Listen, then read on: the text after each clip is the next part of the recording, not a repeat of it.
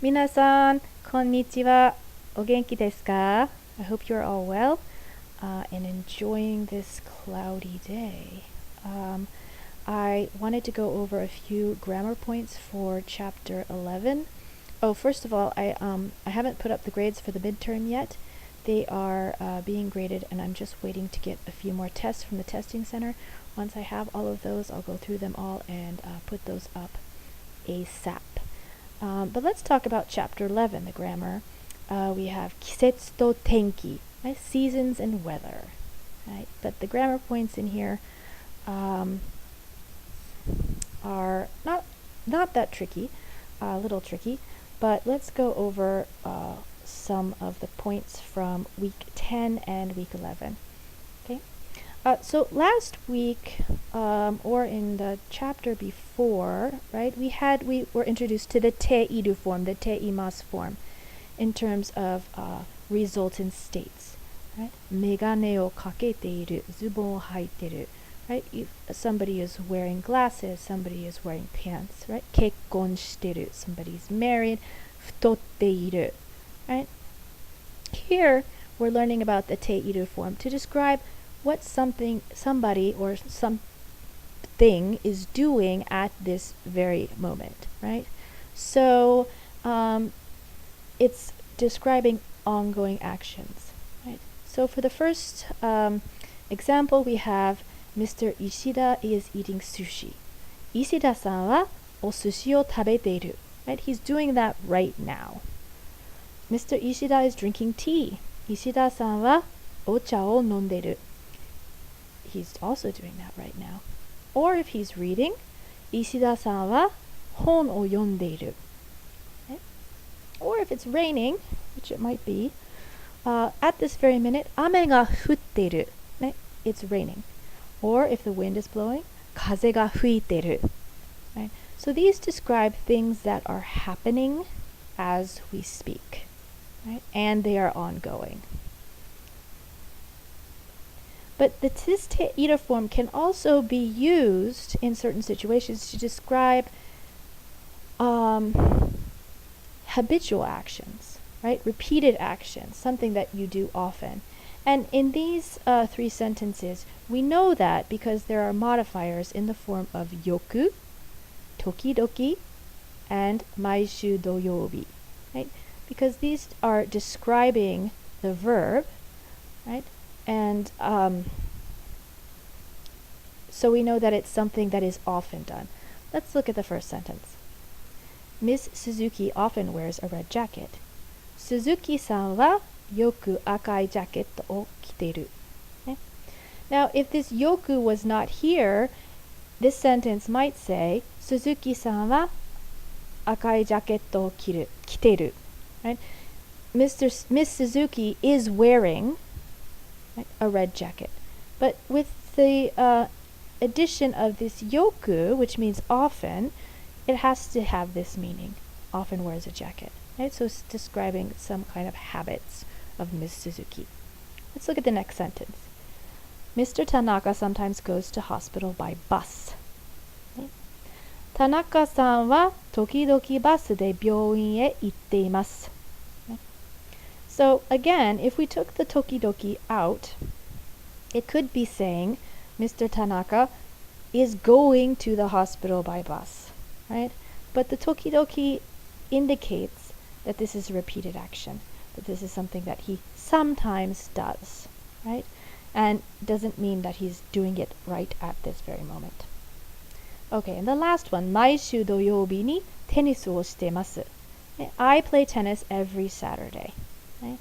Again, if you say tennisu o shitemasu, right, it means I'm playing tennis right now. But we modify it with this maishu doyobi ni, then it becomes a repeated action and the meaning is different. Okay, so let's go on. And this in this chapter we also learn about plain past forms. Right? And casual speech. And the reason that's casual speech is because the plain form is used in casual speech. Right? So in remembering what the past tense of verbs are, I don't know what the best strategy for that is, But I think the best thing might be to look at the verbs that we have in this in nakama, right, up until now, and know what those are, right? So it breaks it down here by u and do verbs, but often remembering what's a u verb and what's a do verb is often harder than just remembering what it's supposed to sound like. So if you have a strategy for remembering, then keep using it. Otherwise, just practice them, read what they in context, and you'll get used to it sounding a certain way and looking a certain way, and then you'll know that's the correct way. But let's look at these words. Tsuzuku, to continue. Right? You have the te form here, tsuzuite, and plain past form, tsuzuita. Okay? Next one, yomu, yonde, yonda. Okay? For do verbs, right? Hareru, harete, hareta. Right? And of course, for do verbs, are quite easy to conjugate because you just take the do off and then it becomes harete and hareta. The problem is that many u verbs actually end in do, so it doesn't, just because it has a do at the end doesn't make it a do verb. Okay? But taberu, tabete, tabeta. Right? And then for the irregulars, suru, shite, shita, and kuru, kite, kita. Now, and remember the kanji here, the pronunciation for the kanji changes. Okay. So now let's look at adjectives, not adjectives, and nouns. Right? The polite past affirmative form, which we actually learned, I guess, in 102, for atsui is atsukatta desu. And what makes it polite, of course, is the addition of des. You take the des out, and it's the plain form. Atsukatta. Atsukatta. Ne? I yokatta desu and yokatta. So, and we know that this is an irregular I adjective. So you just have to remember I as yokatta desu and yokatta. Ne? Now, for not adjectives, the dictionary form of a not adjective is ski. I mean, for like, it's ski, right? And this is actually incorrect because this is not the past. I don't think. Skida. Ne? Skida. To like, right? And for the past tense, skidatta, right? Genki. We know this is a na adjective, right? Genki na hito. Suki na iro, right? The na form. And the past tense, skidatta. And for nouns, taifu, for example, taifu da, taifu datta, right? And kumo, kumoda, and kumodatta. It was a cloud. It was a typhoon. He, she, it was healthy. Sukidatta, I liked it. All right. I need to go over this a little bit. Polite past affirmative form. It doesn't look like a past tense to me. I don't know if they're what they're doing there. Okay. And again, talking about the past tense. Right? This is also, I think, something that you've gone over this before. This this grammar should be familiar to you. But for u verbs, right? Iku, ikanai, ikanakatta. And the way this u verb works is this, the ku, right? You keep the first part of it, the k, and you change it to a, right? So it becomes ka, ikanai. Nomu, keep the m, and then the a adds on nomanai, right? Nomu, nomanai, nomanakatta. Aru, nai, nakatta. For do verbs again, it's easier. Okiru, okinai, because you just take the do off. Okinakatta. Taberu, tabenai, tabenakatta. Didn't eat, right? Suru, shinai, shinakatta. Kuru, konai, konakatta. For e adjectives, warui, warukunai, 悪くなかった。いい、良くない、良くなかった。So for the dictionary form of the na adjective, genki, genki, right? It's just the word. If we were saying genki desu or genki da, right? Or genki na hito. The past tense is genki janai, genki janakatta. Kirei, kirei janai, kirei janakatta. Yuki, for nouns. Yuki janai, it's not snow. Yuki janakatta, it wasn't snow. Minami, minami janai, it's not south.